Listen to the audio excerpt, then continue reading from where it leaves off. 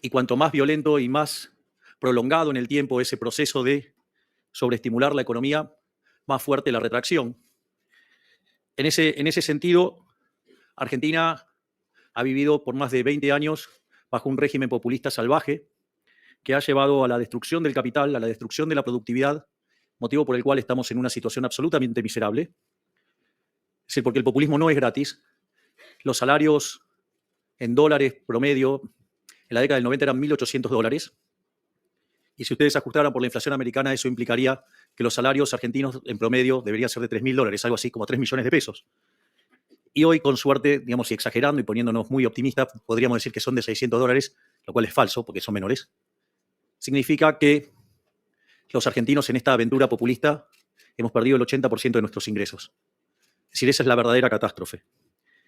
La consecuencia de esto es que tenemos más de 50% de pobres y 10% de indigentes, o un poco más también. Esto significa que en el país que produce alimentos para 400 millones de seres humanos y que tiene una presión fiscal sobre el sector productor de alimentos del 70%, es decir, que el Estado se queda con el alimento de 280 millones de seres humanos, tiene 5 millones de argentinos que no les alcanza para comer, lo cual constituye una verdadera catástrofe. Pero no solo es una catástrofe en materia de crecimiento, bienestar, empleo, salarios, sino que la herencia era muy complicada, la herencia que recibimos. Yo voy a describir la herencia que recibimos y las medidas que estuvimos tomando durante estos 100 primeros días de gobierno. Y no es para llorar, o sea, no es para llorarla, no es para... Porque la realidad es que siempre, si hubo algo que nos quedó claro con el jefe, es que si verdaderamente llegábamos a ganar es porque esto estaba verdaderamente en una situación desastrosa. Llegue al poder es porque justamente la situación no iba a ser una situación fácil. Es decir, nos iban a dejar la cosa bien, bien difícil, porque si no seguirían ganando los populistas. Y para que la gente despertara de la manera que lo está haciendo, evidentemente tenía que ser una situación muy complicada. Así es que casi les diría que nosotros siempre estuvimos preparados para recibir esta papa caliente, y eso lo pueden ver, porque digamos, si no hubiéramos tomado medidas rápidas, ya habríamos volado por los aires varias veces. Concretamente, cuando ustedes estudian, repasan la literatura de indicadores tempranos de crisis, cuando ustedes tienen déficit gemelos por 4 puntos del PBI, es una alerta amarilla. Si tienen 8 puntos del PBI, es decir, no solo que es alerta roja, sino que se van a pegar una piña importante. Bueno, nosotros recibimos de herencia déficit gemelos por 17 puntos del PBI, más o menos para que tengan un orden de magnitudes del desastre que hemos recibido. Es decir, con lo cual, digamos, el tamaño de la piña iba a ser colosal. Básicamente la herencia tenía lo peor de las 3 peores crisis de Argentina. Tenía un desequilibrio monetario que era peor que el que teníamos en la previa del Rodrigazo, en el año 75. Teníamos un desequilibrio en el balance del Banco Central que era peor que el que tuvo Alfonsín a inicios del año 89, que terminó la hiperinflación, y los indicadores sociales peores que el año 2001, es decir, la previa de la crisis del 2002. Es decir, que era la suma de todos los males, literalmente. En ese sentido, ese déficit gemelo de 17 puntos del PBI se componía básicamente de 15 puntos del déficit fiscal consolidado, donde que eran esos 15 puntos, 5 correspondían al Tesoro y 10 correspondían al Banco Central. Es más, para tener un orden de magnitudes del desastre que recibimos, básicamente, si bien durante todo el gobierno anterior se utilizó la emisión monetaria para financiar el desequilibrio fiscal por 28 puntos del PBI, de esos 28 puntos, 13 tuvieron lugar el último año. Tema no menor, si ustedes se ponen a pensar, porque la base monetaria hoy es de 2.6 del PBI, o sea, dejaron cargado una quintuplicación de los precios. Y si además ustedes miran el balance del Banco Central, de tener posiciones en el ELIX que iban entre 30 y 90 días, o sea, 30, 60 y 90 días, toda pasada a pases, con lo cual estaba toda esa posibilidad de multiplicar por 4 la cantidad de dinero en un día.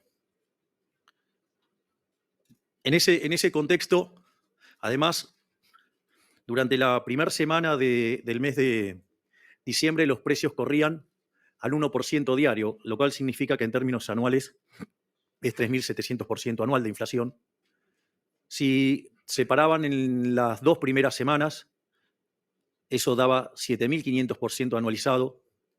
Y si ustedes se fijan, lo que fue la inflación mayorista del mes de diciembre, que fue de 54%, eso anualizado es 17.000%. Es decir, con lo cual estábamos frente a una hiperinflación. Si la economía había entrado en un camino recesivo ya en lo que era el segundo y tercer trimestre del año pasado, pero se fogoneó con muchísima emisión monetaria a tratar de forzar un resultado electoral que no se les dio. Y en ese contexto era fundamental evitar la hiperinflación, pero para evitar la hiperinflación era necesario generar un programa de estabilización bien duro, programa que nosotros lo teníamos y que recién lo pudimos anunciar en el tercer día, básicamente porque teníamos la cuestión de los nombramientos en el Banco Central. Y básicamente tenía los 3 elementos fundamentales que tiene cualquier programa de estabilización, que era un ajuste fiscal, una corrección cambiaria y la definición de una nueva política monetaria. En ese sentido, nosotros lo fundamental era terminar con la emisión monetaria para que no hubiera convalidación monetaria de la suba de precios y que eso no terminara escalando y generando la hiperinflación. En ese sentido,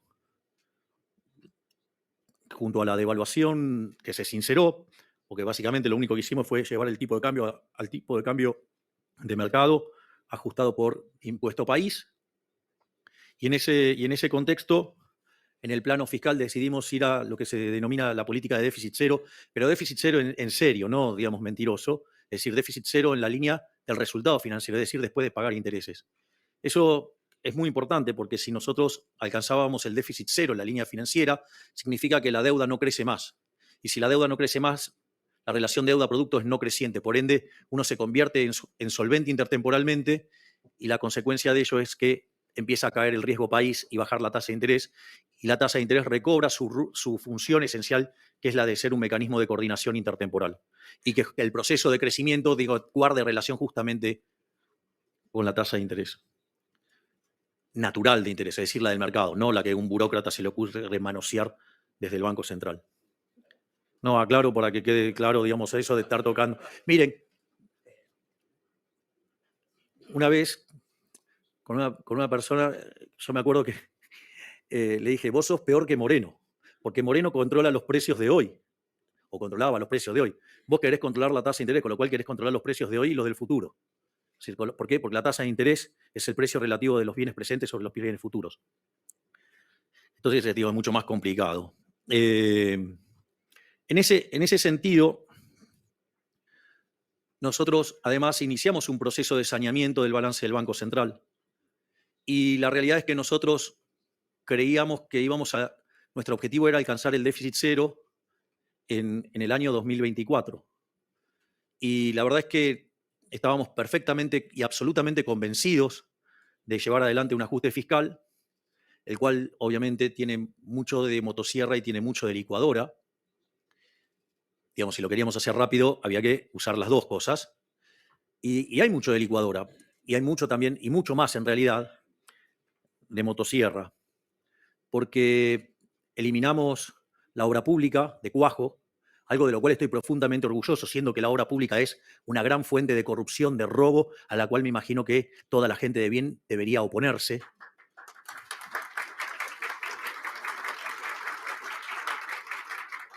Por otro lado, eliminamos también de cuajo las transferencias discrecionales a las provincias. También, digamos, echamos 50.000 empleados públicos. No solo eso, sino que además se dieron de baja contratos, y fíjense que ahora están cayendo más contratos y van a caer 70.000 contratos. Además, eliminamos 200.000 programas sociales entregados de manera irregular y en ningún momento descuidamos la política social, porque en el medio duplicamos la AUH, duplicamos la tarjeta alimentar, multiplicamos por 3 la asistencia en el plan 1000 días, o sea, a las mujeres embarazadas. No solo eso, sino que además cuadruplicamos la asistencia para útiles escolares y creamos un mecanismo para que las familias de ingresos medios que van a los colegios privados de cuotas bajas, básicamente tuvieran un mecanismo de contención para que los chicos no perdieran el colegio al que asistían y no tener que estar sufriendo el shock de estar cambiando de colegio. Es decir, que también tuvimos una fuerte perspectiva social en lo que estábamos haciendo y además hicimos algo que en su momento, cuando la ministra Petovelo lo diseñó, digamos, el círculo rojo, que cada vez está más analógico, ¿sí? Y que, digamos, no entiende nada de lo que hacemos, porque, digamos, a nosotros ya la era digital nos quedó corta. Pero lo interesante es que en un momento la ministra Petovelo anuncia que los programas sociales no tenían que ir a verificar que estaban trabajando. Es decir, en general se dan los programas sociales y se les requería que dieran una contraprestación de trabajo. Y obviamente, digamos, nadie contó cómo era toda esa situación.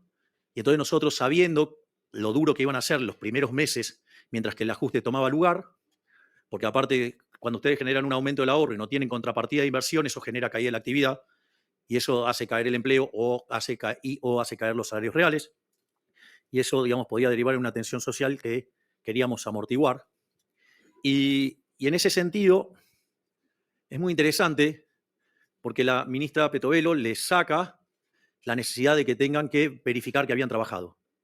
Obviamente, la gran cantidad de simios, digo, y pido perdón, digamos, a la Sociedad Protectora de Animales por insultar a los simios que miran la política argentina, donde algunos obviamente responden a que están muy enojados porque no tienen pauta, pero, digamos, esos simios, perdón con los simios de vuelta, perdón, eh, criticaron fuertemente a la ministra Petovelo por esto.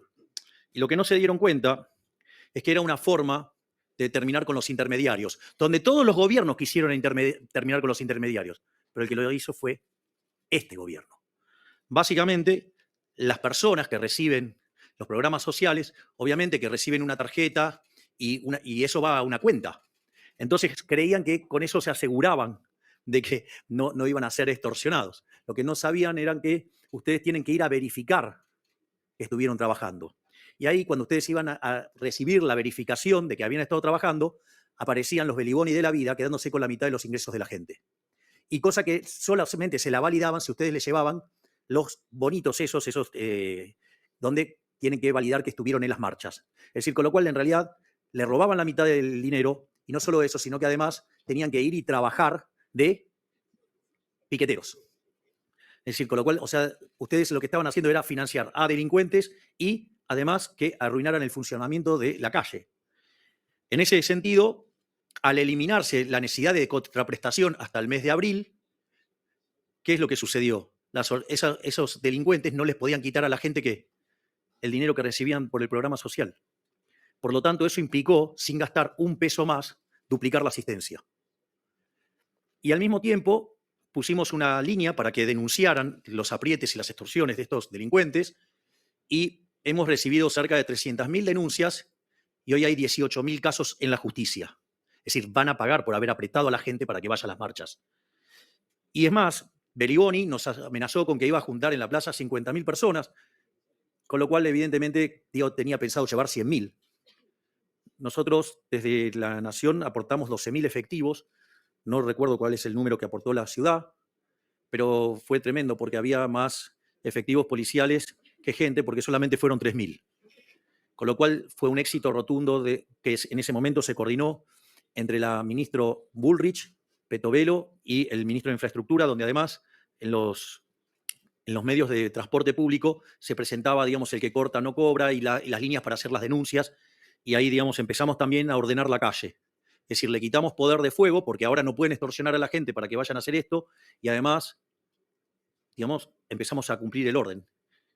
Por lo tanto, una de las demandas que nosotros recibimos como gobierno, que era poner en orden la calle, lo estamos haciendo. ¿Sí? Porque además hoy, el que corta no cobra. Y además el que las hace las paga. Y eso está funcionando a la perfección. No solo eso, sino que si bien nosotros esperábamos alcanzar el equilibrio financiero a lo largo del año, el trabajo tan fuerte de cada uno de los ministros permitió que ese superávit financiero se alcanzara en el mes de enero. Y obviamente que el círculo rojo analógico empezó a predecir que entonces íbamos a tener déficit muy fuerte en febrero. Y para desgracia, digamos, a estos que viven apostando en contra de los que queremos cambiar, volvimos a tener superávit financiero en el mes de febrero. Concretamente, lo que estamos haciendo fue, entonces, obtener un resultado. La realidad es que si ustedes toman los 2 primeros meses, que es equivalente a medio punto del PBI de superávit primario, eso anualizado serían 6 puntos. Es decir, por lo tanto, digamos, hemos sobreajustado lo que necesitábamos, porque nosotros necesitábamos hacer solamente un ajuste de 5 puntos del PBI. Es muy gracioso porque hay muchos que hablan de que no es sustentable, que esto, que el otro, cuando decían que lo único que se podía hacer era que era imposible ajustar más que un punto del PBI. Bueno, nosotros ajustamos más de 5.